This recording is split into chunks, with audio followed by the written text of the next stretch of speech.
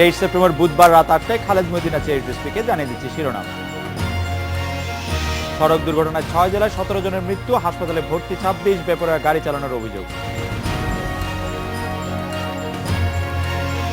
বাড়ি ফিরতে মহাসড়কে ভোগান্তি, কমলাপুরে যাত্রী চাপ, ট্রেন ছাড়ছে দেরিতে, সদরঘাটে উপচে পড়া ভিড়। কমেই চলেছে কোরবানির চামড়ার দাম, গত বছরের তুলনায় বর্গফুটের দাম কমেছে 30 থেকে 35 ভাগ। আলাদা কমিটির নির্দেশনায় মহানগর আওয়ামী লীগে কোন্দল, 3 বছরে হয়নি পূর্ণাঙ্গ কমিটি। অস্কারের 88তম আসরে বিদেশি ভাষার চলচ্চিত্র বিভাগে যাচ্ছে আবু শাহেদ ইমনের জালালের গল্প।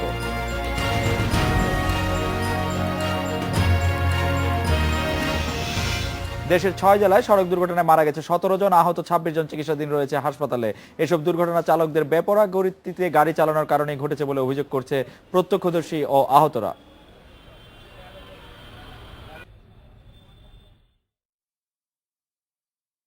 চট্টগ্রামের দেওয়ানহাট মোড়ে সিটি স্পেশাল পরিবহনের একটি বাসের নিয়ন্ত্রণ হারায় চালক। এতে চাপা পড়ে ঘটনাস্থলে মারা যান 3 পথচারী। আহত 6 জনকে উদ্ধার করে হাসপাতালে ভর্তি করা হয়।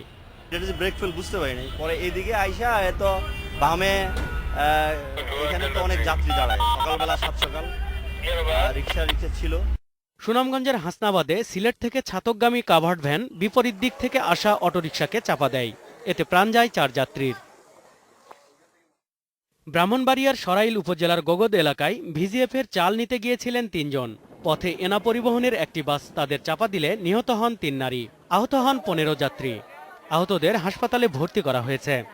সিলেটগামী একটি এনা পরিবহন আপনার যে বেপরোয়া গতিতে চালিয়ে এসে আপনার গোগদ নামক স্থানে আপনার বেলা অনুমান আপনার 1:15 ঘটিকার সময় আপনার রাস্তার পাশে ছিটকে পড়ে যায়।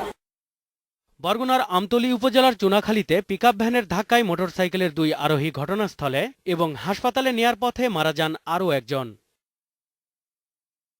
টাঙ্গাইলের কালিন্দাতে বঙ্গবন্ধু সেতুর পূর্ব পাশে বাস ও লেগুনার মুখোমুখি সংঘর্ষে আহত হন 4 জন। হাসপাতালে নেওয়া হলে 2 জনকে মৃত ঘোষণা করেন চিকিৎসক। এছাড়া জামালপুরের মেলান্দাহে অটোরিকশার সঙ্গে ভটভটির সংঘর্ষে 2 জন নিহত এবং 3 জন আহত হয়েছেন। নজরুল ইসলাম তমাল, ইন্ডিপেন্ডেন্ট নিউজ।